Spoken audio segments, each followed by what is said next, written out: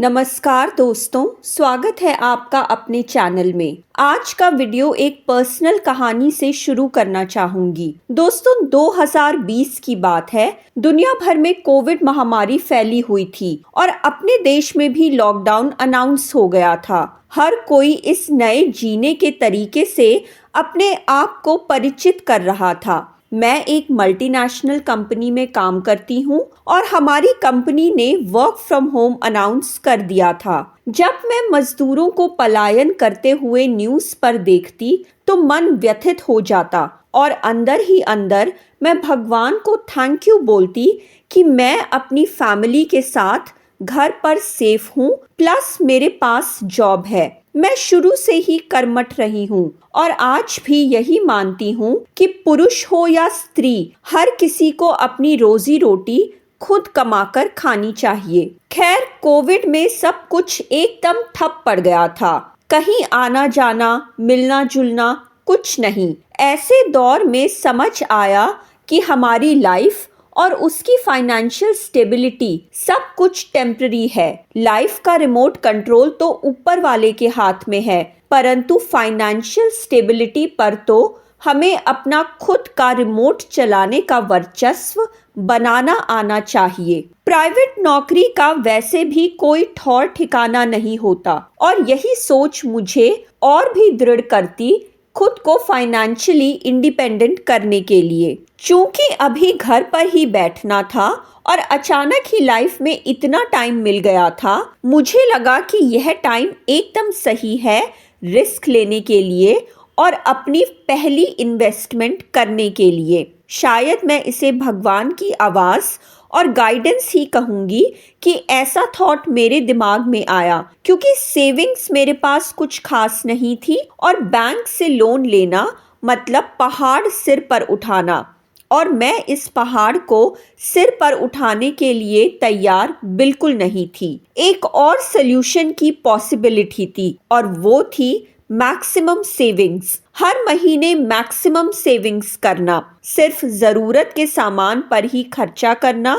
ये काम टफ जरूर था बट इम्पॉसिबल नहीं। And for the next 3 years मैंने अपनी ऑलमोस्ट पूरी सैलरी सेव करते हुए अपनी first real estate investment successfully करी। मैं अपनी स्ट्रैटेजी की डिटेल्स आपसे इस वीडियो में आगे शेयर कर रही हूँ। यह वीडियो मैं अपनी शेखी बघारने के लिए नहीं बना रही, बल्कि यह बताने के लिए बना रही हूँ कि अगर मैं सैलरीड और मिडिल क्लास होकर ऐसा कर सकती हूँ तो आप भी कर सकते हैं। दोस्तों, मैं अज्यूम कर रही हूँ कि आप या तो सैलरीड हैं या फिर कोई और काम धंधा करते हैं, मतलब कि आपका हर मंथ एक फिक्स्ड सोर्स ऑफ इनकम है। लेट्स से कि आप महीने के 10,000 रुपए कमाते हैं। अब आप एक एक्सेल शीट या नोटबुक में इस अमाउंट के अगेंस्ट अपने पूरे महीने की लायबिलिटीज घटा दीजिए, जैसे कि महीने भर का राशन और गैस का खर्चा, बिजली का बिल इत्यादि। जो अमाउंट बचेगा वो आपकी एक्चुअल इनकम है।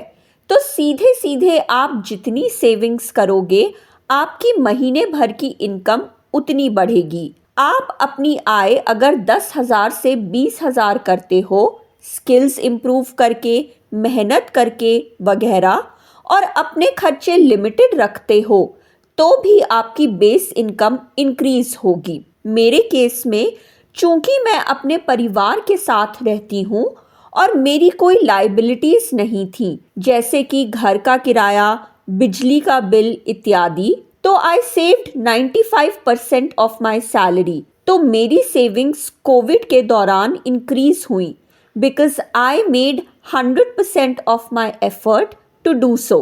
आपकी मंथली एक्चुअल इनकम या सालाना इनकम सेविंग्स आपको ये बताएंगी कि आप इन्वेस्टमेंट करने के लिए कितनी चादर फैला सकते हो। Bank loan is an option, but 50 lakh का लोन लेकर जिंदगी भर उसे पे करते रहना is not a good idea. Let's say I save 1 lakh पर मंथ, तो that's a saving of 12 lakhs in a year. So I can aim to take a real estate investment of 40 lakhs. मैं around 4 साल में उसे finally पे करके अपनी एक इन्वेस्टमेंट कर सकती हूँ और डेट फ्री रह सकती हूँ। तो आप अपनी सालाना सेविंग्स कैलकुलेट करके डिसाइड करिए कि आप कहाँ कहाँ इन्वेस्ट कर सकते हैं। इन्वेस्ट करने से पहले उसकी प्लानिंग बहुत ज़रूरी है।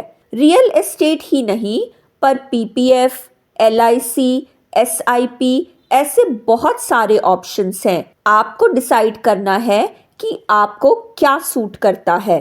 पर इन्वेस्टमेंट ही क्यों? इन्वेस्टमेंट एकमात्र ऑप्शन है जिससे आप अपनी वेल्थ बढ़ा सकते हो।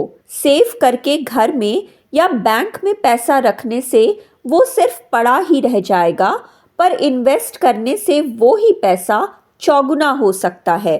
मान लीजिए आपने सेविंग्स की 20 लाख रुपयों की। अगर आप 20 लाख रुपये घर पे ही रखते हो तो वो सेफ तो रहेंगे, पर उनमें कोई इजाफा नहीं होगा।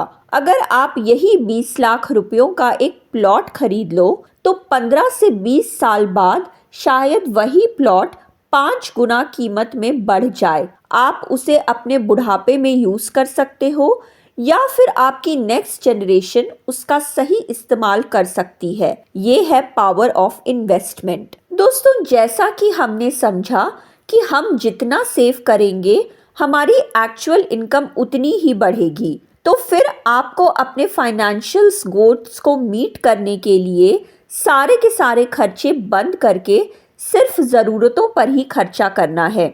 H&M और ज़ारा से शॉपिंग, मिंत्रा और Amazon की deals, everything needs to be stopped. Covid के दौरान घर पर ही रहना था और किसी से मिलना नहीं था, तो मैंने ऑलमोस्ट 3 साल तक कोई शॉपिंग नहीं की और एक लंबे टाइम तक मैंने नए कपड़े, बैग्स, शूज़ वगैरह नहीं खरीदे। एंड यू वोंट बिलीव कि मैंने कितना सारा अमाउंट सेव किया, इतना कि मैंने अपनी खुद की रियल एस्टेट इन्वेस्टमेंट करी। जो लोग मुझे बोलते थे कि यार I think you should buy a new bag और अ न्यू ड्रेस, उन लोगों के मुंह खुले के खुले रह गए when they got to know about my financial portfolio. इसीलिए सिर्फ ज़रूरत पर ही खर्चा करो और ज़रूरत सिर्फ खाना और सर पर छत है और कुछ भी नहीं। अपना ईगो टू लुक गुड एक तरफ रखो एंड सेव एवरी पेनी। आजकल हम सब मोबाइल का यूज करते हैं for everything and for every payment, right? जी नहीं, रॉन्ग। ऑब्वियसली अब हमें एप्स यूज करनी होती हैं फॉर ट्रैवल या फिर कुछ भी खरीदने के लिए, बट आपको जानकर हैरानी होगी कि all these apps eat up our savings. Shopping apps हमारी फिंगर टिप्स पर होती हैं और हम बिना कुछ सोचे समझे कब 5 से 10 हज़ार रुपयों की शॉपिंग कर लेते हैं, पता ही नहीं चलता। Same is with food apps या फिर ट्रैवल एप्स।